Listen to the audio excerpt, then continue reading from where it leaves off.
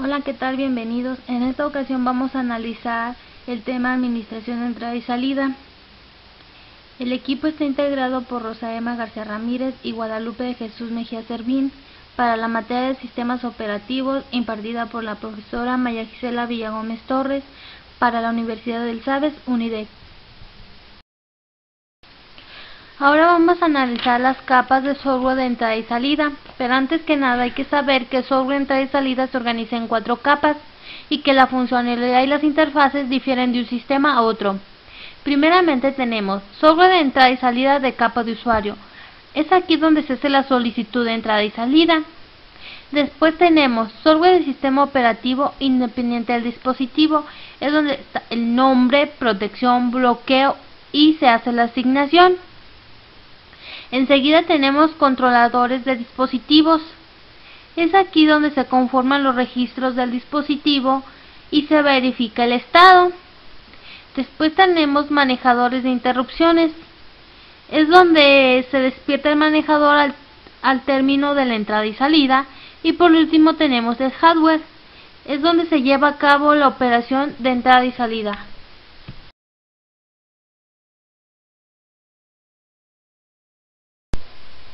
Ahora vamos a analizar una de las capas de software de entrada y salida. Esta capa es manejadores de interrupciones, pero para esto hay que saber qué son los manejadores de interrupciones. Los manejos de interrupciones es la señal recibida por el procesador de un ordenador indicando que debe ser interrumpido el curso de ejecución actual y pasar a ejecutar el código específico en una situación. O en otras palabras, para que sea un poquito más entendible, es la suspensión temporal de la ejecución de un programa para pasar a ejecutar una subrutina de servicio de interrupción, el cual por lo general forma parte del sistema operativo o BIOS. Pero muchos nos hemos de preguntar, ¿cuál es la importancia de los manejadores? Los manejadores permiten al sistema operativo utilizar el CPU mientras una aplicación tras otra permanece en espera, permitiendo que concluya una operación en un dispositivo de entrada y salida. Y el hardware se encarga de avisar al sistema operativo cuando el dispositivo de entrada y salida ha terminado y el sistema operativo puede intervenir. Existen dos tipos de interrupciones: interrupciones por trans e interrupciones por hardware.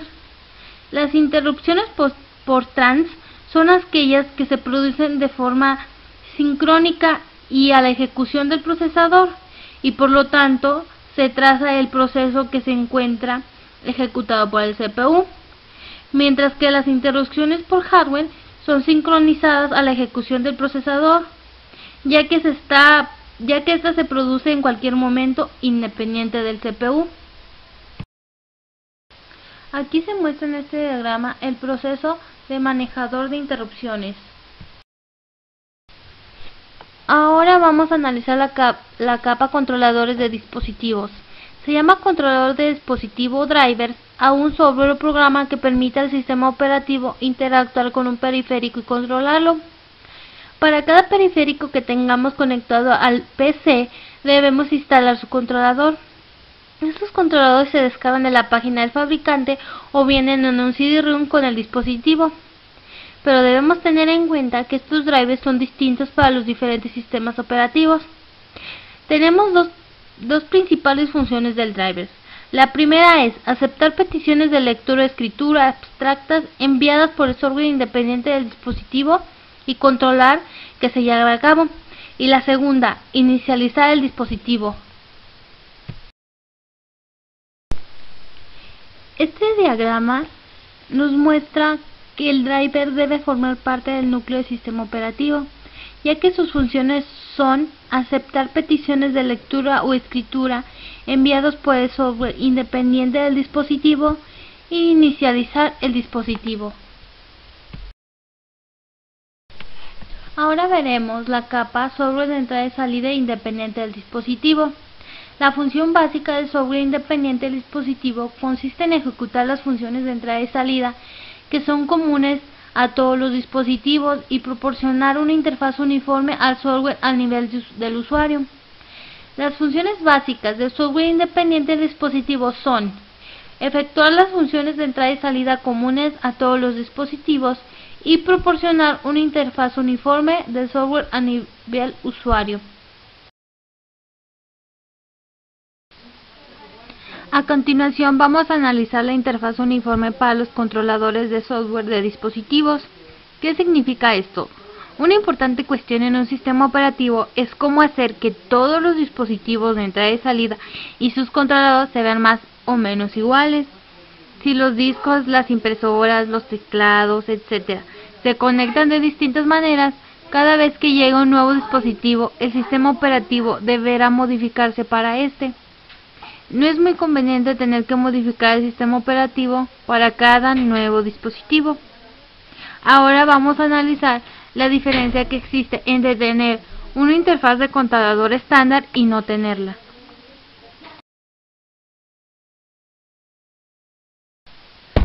Ahora vamos a analizar dos situaciones distintas como lo mencioné anteriormente. En la figura 1 se muestra una situación en la que cada controlador de dispositivo tiene una interfaz distinta con el sistema operativo, lo que significa que las funciones de controlador disponibles para que el sistema pueda llamarlas difieren de un controlador a otro. Por lo contrario, en la segunda figura podemos ver un diseño distinto con el que todos los controladores tienen la misma interfaz, lo que nos dice que es mucho más fácil conectar un nuevo controlador siempre y cuando sea compatible con la interfaz. Ahora veremos qué es un buffer. Es un espacio de memoria en el que se almacenan datos para evitar que el programa o recurso que lo requiere, ya sea hardware o software, se quede sin datos durante una transferencia. Sus principales ventajas son mucho mayor capacidad de espacio de almacenamiento, menor precio por bit y la información no se pierde al apagar la computadora. Normalmente los datos se almacenan en un buffer mientras son transferidos de un dispositivo de entrada, como un ratón o mouse, o justo antes de enviarlos a un dispositivo de salida, por ejemplo, altavoces. También puede utilizarse para transferir datos entre procesos, de una forma parecida a los buffers utilizados en telecomunicaciones. Un ejemplo de esto último ocurre en una comunicación telefónica, en la que al realizar una llamada esta se almacena, se disminuye su calidad y el número de bytes a ser transferidos, y luego se envían estos datos modificados al receptor. En este diagrama se muestran 4 situaciones diferentes.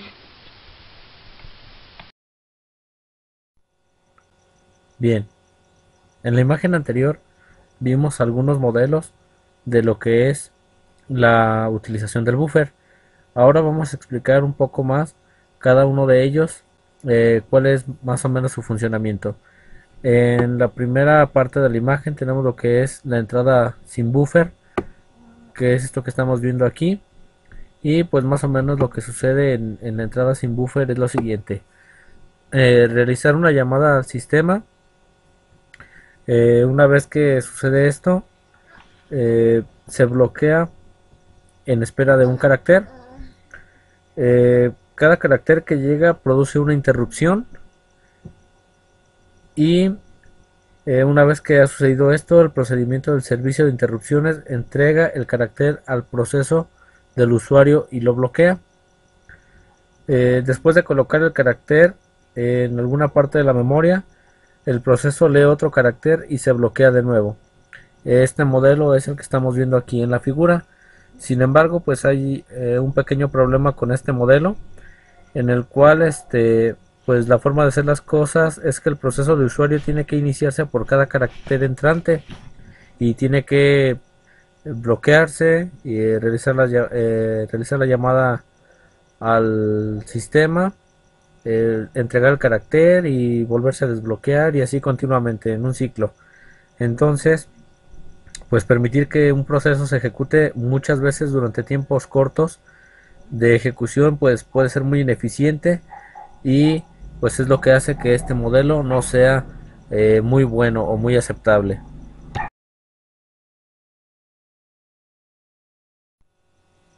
Otra técnica muy utilizada para la utilización del buffer es esta que vemos aquí, el uso de buffer en espacio de usuario.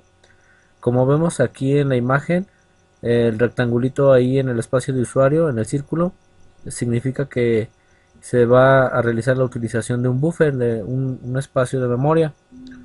En esta técnica, lo que vemos que se realiza es lo siguiente. Eh,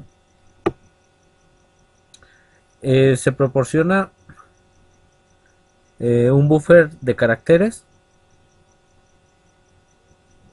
de n caracteres en el espacio del usuario, y pues se realiza por tanto una lectura de n caracteres.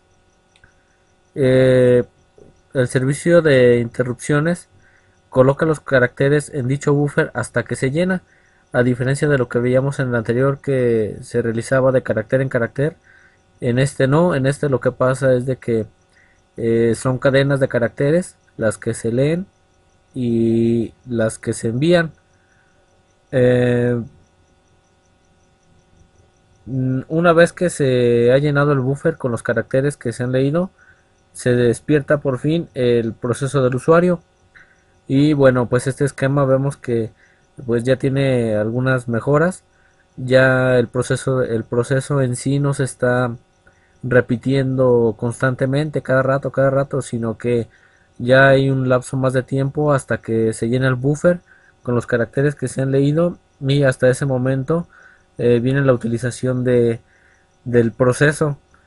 Eh, pues aquí lo único que podría pasar es de que el buffer se podría bloquear en la memoria, pero si muchos procesos empiezan a bloquear páginas de memoria, se reduciría la reserva de páginas disponibles, y pues esto nos afectaría en la degradación del rendimiento del sistema. Otro método más es crear un buffer dentro del kernel y hacer que el manejador de interrupciones coloque ahí los caracteres, que es el que estamos viendo a continuación.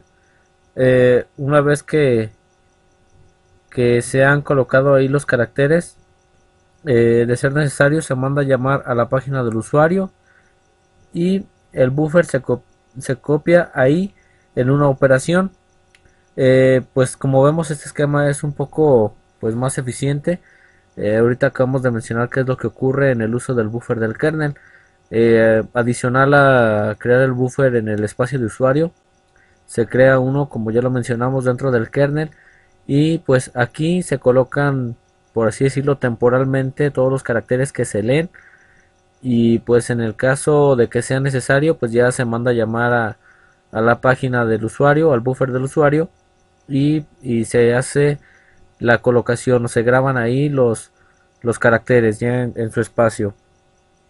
Este esquema pues es más eficiente que los dos que hemos visto con anterioridad, puesto que realiza, por así decirlo, la utilización de dos buffers, uno en el espacio de usuario y otro en el espacio del kernel para la gestión del espacio de memoria. Sin embargo, pues también tiene un pequeño inconveniente que vamos a ver, qué es lo que ocurre mientras se está trayendo la página del usuario. Pues como el buffer está lleno, no hay lugar donde poner más caracteres, eh, así de que pues se quedan ahí, o simplemente se pierden porque pues no hay donde colocarlos hasta que se hace la copia al buffer del usuario. Pues ya se libera el espacio en el kernel para la colocación de más caracteres, y pues bueno, esto es un poco de desventaja para este modelo, para esta técnica, que es el uso de buffer en el kernel.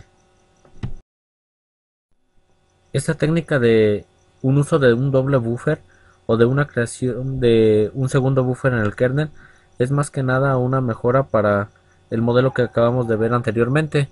Eh, en este segundo buffer que se crea, tiene la siguiente función.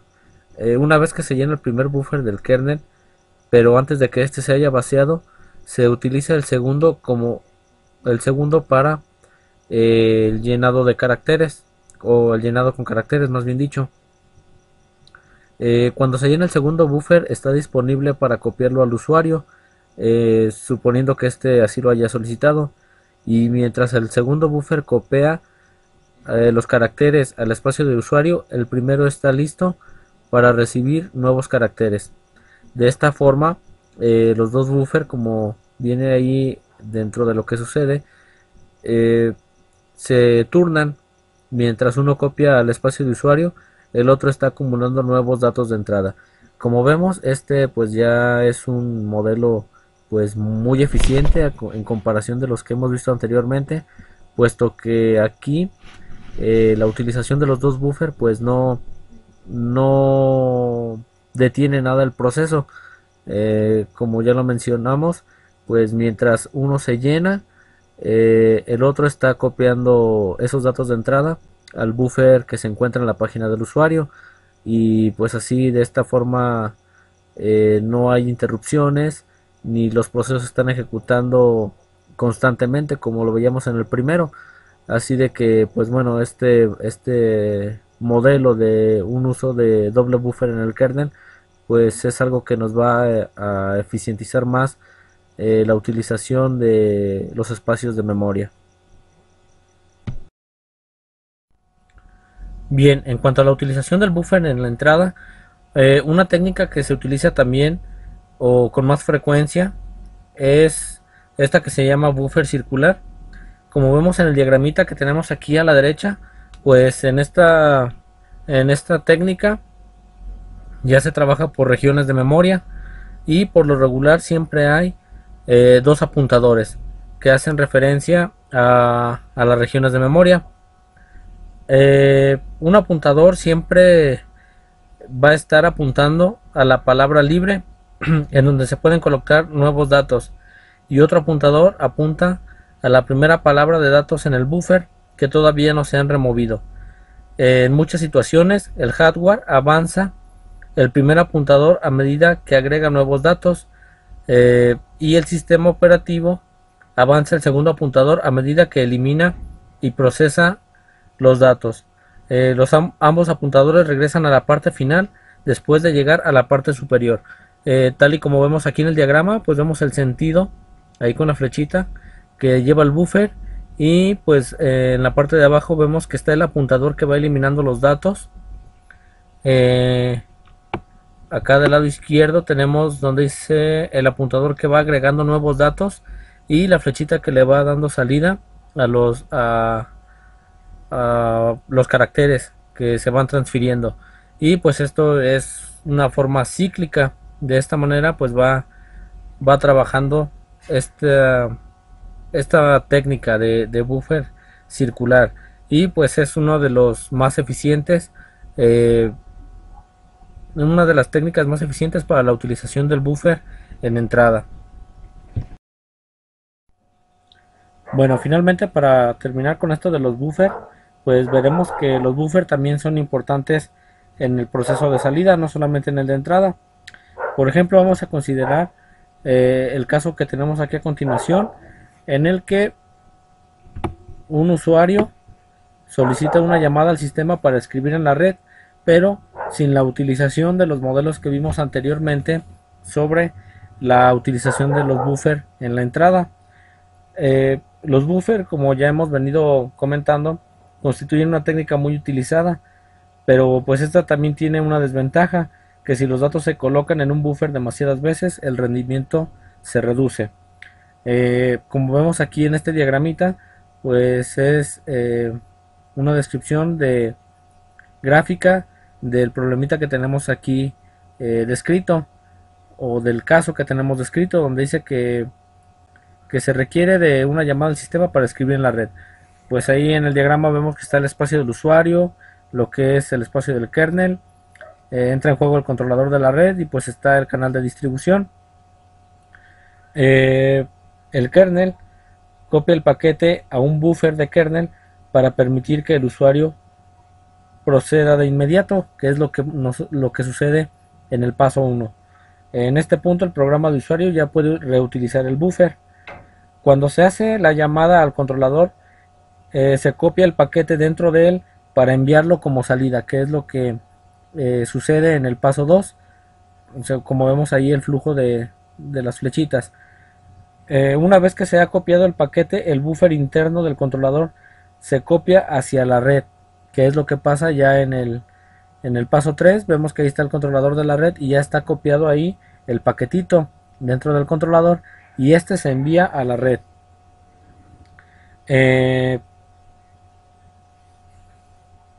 A continuación, el paquete se copia al buffer del kernel del receptor, que en este caso pues ahí vemos cómo va el paquetito viajando, y pues la flecha nos lleva hasta lo que es el kernel del receptor, acá ya en el pasito 4.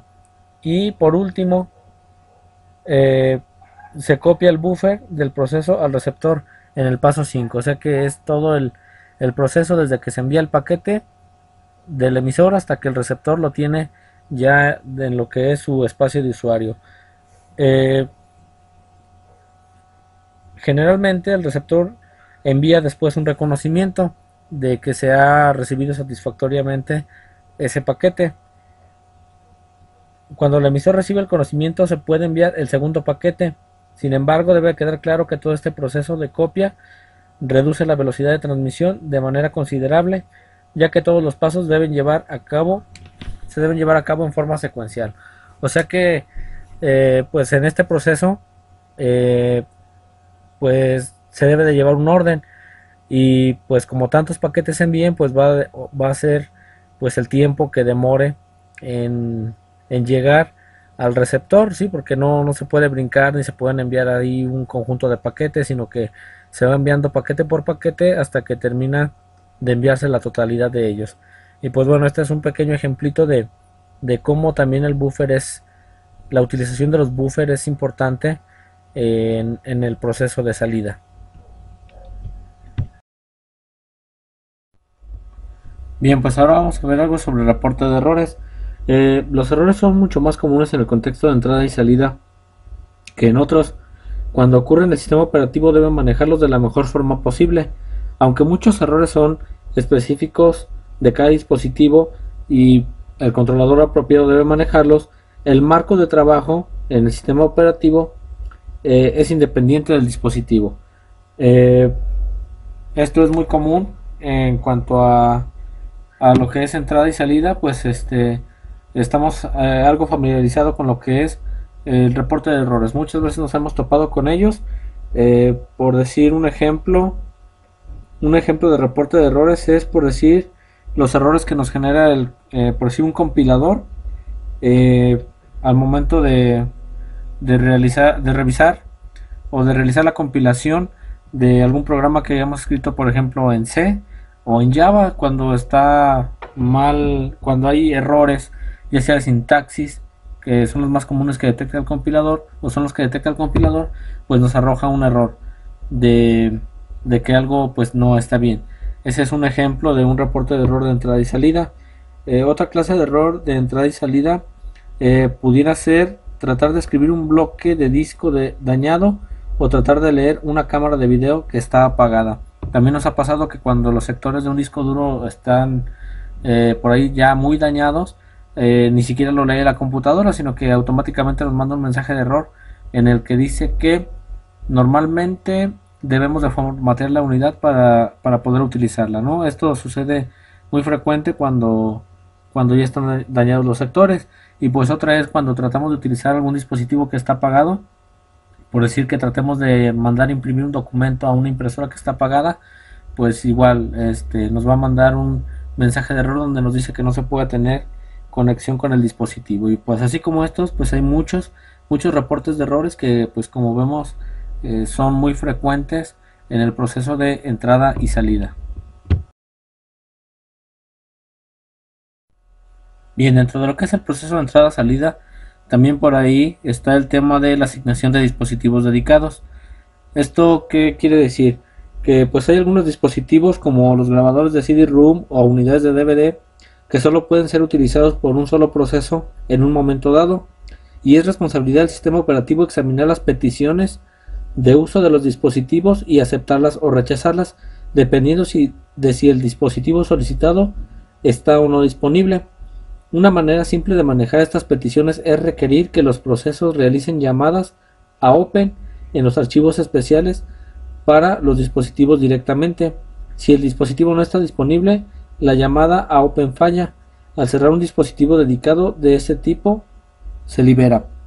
Bien, pues esto no es otra cosa más que pues la asignación de los dispositivos dedicados, pues como ya lo menciono, es todos estos eh, puertos que vamos a utilizar, por así decirlos, que son únicos, como el grabador de DVD, de CD-ROOM, el puerto de la SD, los auriculares, el micrófono, los puertos seriales, pues van a ser puertos en los que pues solamente va a poder estar asignado a un dispositivo a la vez.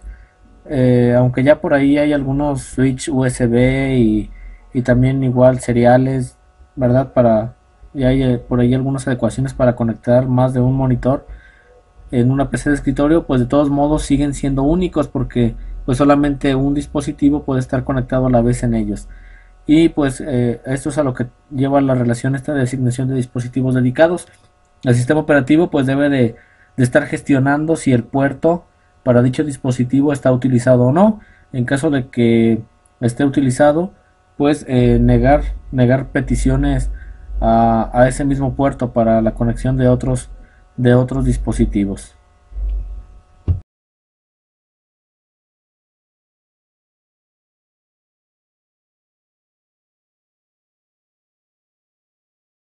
Bien, ahora vamos a ver finalmente lo que corresponde a lo que es el software de entrada y salida en un espacio de usuario. Esto nos dice que aunque la mayor parte del software de entrada y salida está dentro del sistema operativo, una pequeña porción de este consiste en bibliotecas vinculadas entre sí con programas de usuario e incluso programas enteros que se ejecutan desde el exterior del kernel. Llamadas al sistema, incluyendo las llamadas de entrada y salida, se realizan comúnmente mediante procedimientos de biblioteca. ¿Y qué es esto? Pues no es otra cosa más que, como ya sabemos, pues la mayoría de los programas que se instalan en el sistema operativo por ahí hacen uso de librerías para su correcto funcionamiento, incluso pues de algunos archivos de sistema, de algunas bibliotecas de sistema, pues para que puedan funcionar de forma correcta.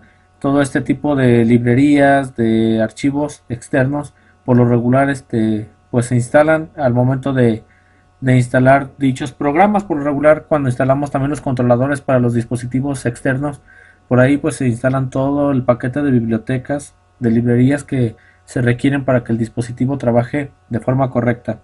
En la siguiente lámina vamos a ver por ahí lo que es el diagrama de, del proceso completo de entrada y salida de lo que sería esto de software de entrada y salida en un espacio de uso.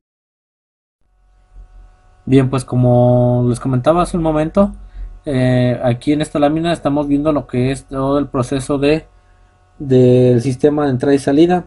Aquí en esta gráfica se muestran todos los niveles y las funciones principales de cada nivel.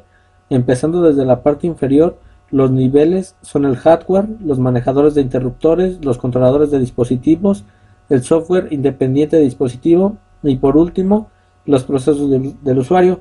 Como vemos, pues todo inicia a partir de una petición de entrada y salida y pues se van recorriendo los niveles primero en forma descendente, llamando al proceso del usuario, donde se hace la llamada de entrada y salida para aplicar el formato, y de ahí pasa a lo que es el software independiente del dispositivo y así hasta llegar al hardware. Y pues una vez que se realiza la operación de entrada, el hardware envía una respuesta que pasa también por todos los niveles hasta llegar esa respuesta de nuevo al proceso del usuario. Pues bueno, a grandes rasgos, al final pues esto es lo que conlleva normalmente un proceso de entrada y salida.